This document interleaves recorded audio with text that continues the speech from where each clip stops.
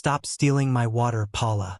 That's literally what I shouted at 6 in the morning, barefoot, standing in wet dirt, phone in one hand, staring at her stupid green hose jammed into my tank like she owned the place. And the wild part? She didn't even blink. Just grinned, all smug, waving that clipboard around like a sheriff's badge, and told me it was for the greater good. Meanwhile, my showers sputtered, my field cracked, and somehow I was the unreasonable one, according to her crowd. If you wouldn't have lost your cool, you've got more patience than me. See, I'd headed out that morning just to check the irrigation, only to find Paula Whitfield HOA's landscape compliance queen standing right there at my steel tank, a black farm hose running from her side of the fence, sucking my water dry. Didn't try to hide it, just beamed and said, "Morning, Evan," helping with water conservation. Like draining my tank was some noble deed. Her hat was so wide she looked like she was expecting a sandstorm, and of course she had the clipboard. Always the clipboard. "Our block needs to hit the water rebate target. We're so close to Best Landscaped Farm finalist this year." She sounded like she was up for a Nobel, so I pulled out my phone. Not for drama, just because it was so nuts it had to be documented. "Paula, you can't just drain my tank." She looked at me like I'd told her to quit breathing. "It's not illegal, Evan. HOA guidelines say minimize waste during drought." Out came an official HOA reminder, but it was just a suggestion. Paula, I swear, could weaponize paperwork. "Look, I get you want your blue ribbon or whatever," I said, "but you're stealing my water." She rolled her eyes, as if I was the child here. "I'm redistributing for the greater good. You gotta admire the creativity, at least." But I wasn't letting my tank get raided for her landscaping dreams. I walked up, shut off the valve, yanked out her hose. She stared like I'd kicked a puppy. "This won't stand, Evan. The community will hear about this." "Looking forward to it," I shrugged. Next morning, I was up at dawn, half curious, half paranoid, knowing Paula doesn't quit easy. My phone buzzed like a wasp nest, community group chat exploding with folks whining about showers that sputtered, sprinklers that wouldn't start. And I mean, not a peep from Paula, just her name cropping up in all the complaints. I started wondering, how long's this been happening? How many folks blamed the pipes while she siphoned away? All for the greater good. If you know anything about farming or fixing old trucks, you know how to spot patterns and how systems talk to each other when something's off. My tank isn't a decoration. It's the heart of my irrigation setup, but also, as I realized, it's still connected to the main line through some old pipes from back when this place was built. The more I thought, the more it clicked. Paula had probably made a bigger mess than either of us realized. If my tank was draining at 6:05 every day and refilling, something else had to be pulling in. And if that something was the main line, it could be why the whole area was running dry. I wanted to see if Paula would try again. So I left a little whistle on the Valvia $5 gadget that chirps when water flows. The next morning, 6:05, that whistle shrieked. I got there just in time to see another muddy crescent forming by the tank. She was sneaky, I'll give her that, but this time I was done playing defense. Enter Rick Dawson, the guy who installs all those smart irrigation gadgets the city loves so much. He knows the water system better than anyone, and he can pull pressure maps for every property. We met at the coffee shack. He slid his tablet across. "You'll want to see this." It was a map. All colors. Blue meant high pressure, yellow was bad.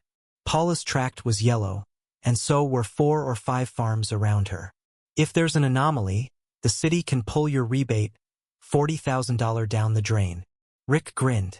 "Something's draining water too early every day, and it's all traced to this cluster." Suddenly, it hit me. Paula, stealing my water, was tanking her own neighborhood's pressure and that city rebate.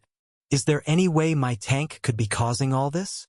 Rick said, "Let's check," and started swiping through city data. After a minute, his eyes went wide. "Your property's a junction.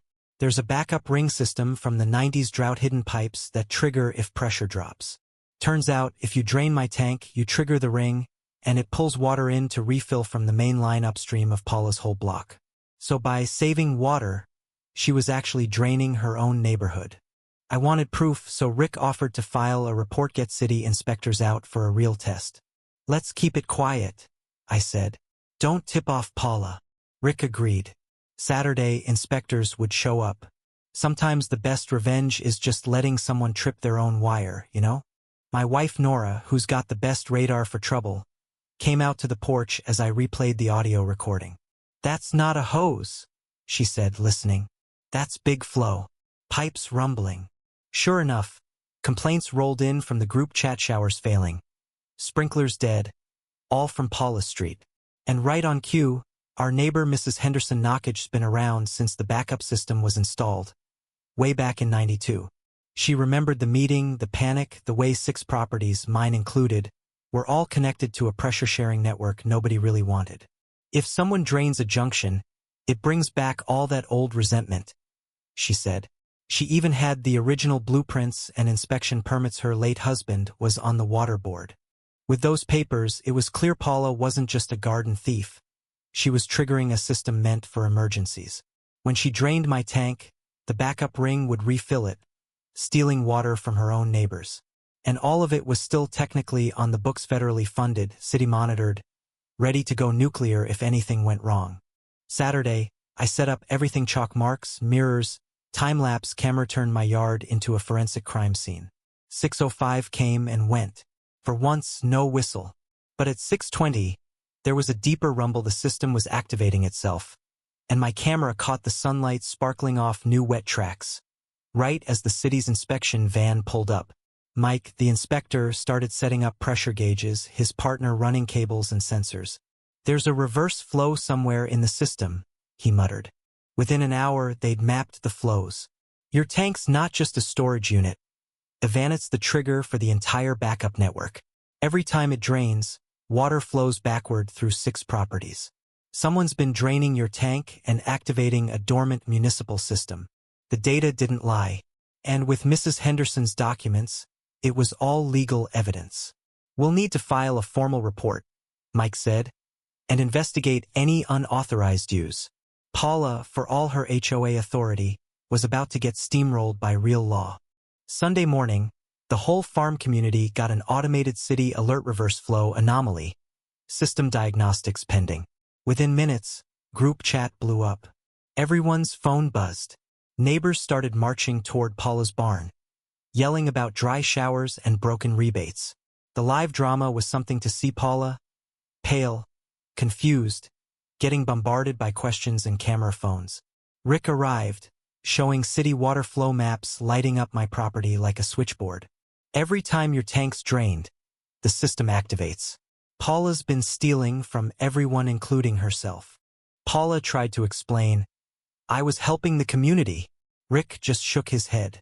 You were sabotaging your own street. A second round of alerts pushed graphs to everyone's phones, proof of the exact time and place of every theft. By 8 a.m., Paula's phone wouldn't stop ringing. City officials, HOA board members, neighbors, everyone wanted answers. Mike, the inspector, handed her a legal violation notice. Ignorance doesn't excuse interference, he told her. And HOA rules don't override city law. Monday, things got even crazier. Paula was out there at sunrise, hand-pumping water from a portable tank into her irrigation lines, desperate to restore pressure. The city inspector watched, measuring pressure jumps and filming Paula's sweaty struggle. Neighbors gathered, laughing as her efforts sent meters spinning backward. Frank, from down the lane, shouted, "My meter's running negative." Mike, the inspector, finally stepped in. You're ordered to cease all interventions. Any more and your service is disconnected. Paula looked like someone who just realized she'd lost a bet she couldn't cover. An emergency HOA meeting was calamails, resolutions, votes. Paula was suspended, her actions censured, and the repair bill $87,000 was split up, with her block covering nearly 60%. Worst of all, the best landscaped application was pulled. Her dream, gone. City workers came to yank the finalist sign from her street while Paula stood outside pleading. The inspection confirmed not only system damage but contamination risk. Fertilizer and dirt could have leaked into the backup line. Another $15,000 tacked onto the repairs. Paula's total bill? Over $40,000. Her house went up for sale within days. Signs scribbled by hand. A bargain for some lucky investor. The new folks moved in. Wide-eyed but quick-to-learn county had installed new backflow preventers and pressure regulators. The old system, invisible for decades, now had state-of-the-art sensors, cutoff switches, and city monitoring. If anyone tried a Paula move again, the alarms would scream and the city would show up before you could say, water conservation. The first Friday with the new system, 6:05 came and went, no whistle, no drama. Just quiet, proper pressure. Neighbors started writing me, apologizing for taking Paula's side, thanking me for fixing things. Mrs. Henderson dropped by, her usual spot on the porch, and said, "This whole mess is why those systems were installed to help, not to hurt." She was right. Paula had twisted community infrastructure into a weapon, but in the end, all she'd done was expose herself. Now, I can sit on my porch with a cup of coffee and not worry about what's running through my pipes or who's sneaking around my tank. I left the whistle in place as a reminder. Sometimes the simplest things warn you when something's off, and the best thing you can do is let the right people handle it. Water runs clear now, and silence at 6:05 a.m.? That's sweeter than any revenge. Some people really think rules give them power until the bill comes due. So let me hear from you. What would you have done in my place? Ever had a neighbor pull something this bold? Drop a comment, argue it out. What's the line between community standards and overreach? I'll be over here enjoying my coffee, drama-free for now, but you know as well as I do, out here the stories never really stop.